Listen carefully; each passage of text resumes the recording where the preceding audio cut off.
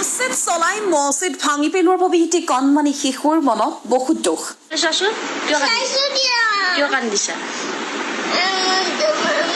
কি এইফালে এটি চোৱা কণমানি শিশুৱেও বুজি পায় ইছলাম ধৰ্মত মছজিদৰ গুৰুত্ব কিমান। এইফালে চোৱা কি হৈছে হিমন্ত মামাই মছজিদ ভাঙি পেলোৱাৰ বাবে এনেদৰে আৱেগিক হৈ পৰিছে এটি কণমানি শিশুৱে। ভাত নোখোৱা অলপ খোৱা হেমন্ত মামাক মছজিদ ভাঙিব মানা কৰা মছজিদ ভাঙি পেলোৱাৰ বাবে এটি কণমানি শিশুৱে ভাত নাখাওঁ বুলি কৰিলে অভিমান। কিয় নোখোৱা কোৱাচোন এইফালে চোৱাচোন একো নহয় দে আৰু মছজিদ বনাই দিব। উচ্ছেদ অভিযানত এটাৰ পিছত আনটো মছজিদ ভাঙি পেলোৱা হৈছে। হয়, ৰাজ্যৰ বিভিন্ন প্ৰান্তত চলিছে বৃহৎ উচ্ছেদ অভিযান। এই উচ্ছেদ অভিযানত ঘৰবাৰীৰ লগতে ধৰ্মীয় অনুষ্ঠানতো উচ্ছেদ চলোৱা হৈছে। শেহতীয়াকৈ গোৱালপাৰা জিলাত চলা উচ্ছেদ অভিযানত এখন বহু পুৰণি জামে মছজিদ ভাঙি পেলোৱা হৈছে।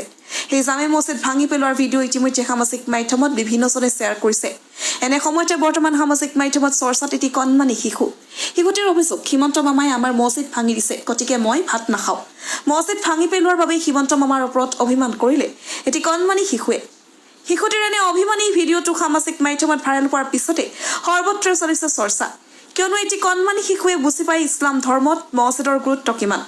যাৰ ফলতে মছজিদ ভাঙি পেলোৱাৰ পিছত এনেদৰে আৱেগিক হৈ পৰিছে কণমানি শিশুটি। ভিডিঅ'টো বৰ্তমান সামাজিক মাধ্যমত ভাইৰেল হৈ পৰিছে। অৱশ্যে শিশুটিৰ পৰিচয় এতিয়ালৈকে জনা হোৱা নাই। এই ভিডিঅ'টো সামাজিক মাধ্যমৰ জৰিয়তে সংগ্ৰহ কৰা হৈছে। এগৰাকী মুছলমান হিচাপে ভিডিঅ'টো যিমান পাৰে শ্বেয়াৰ নকৰাকৈ নাথাকিব। লগতে মছজিদৰ প্ৰতি এটি কণমানি শিশুৰ যি ভাল পোৱা দেখা পালে কমেণ্টত মাশাআল্লাহ লিখিবলৈ নাপাহৰিব। এইফালে চোৱাচোন কিয় কান্দিছা কি এইফালে চোৱা কি হৈছে ভাত নোখোৱা অলপ খোৱা হেমন্ত মামাক মছজিদ ভাঙিব মানা কৰা এইফালে চোৱাচোন দুখ লাগিছে অলপ অলপ ভাত খোৱা নোখোৱা কিয় নোখোৱা কোৱাচোন এইফালে চোৱাচোন একো নহয় দে আৰু মছজিদ বনাই দিব।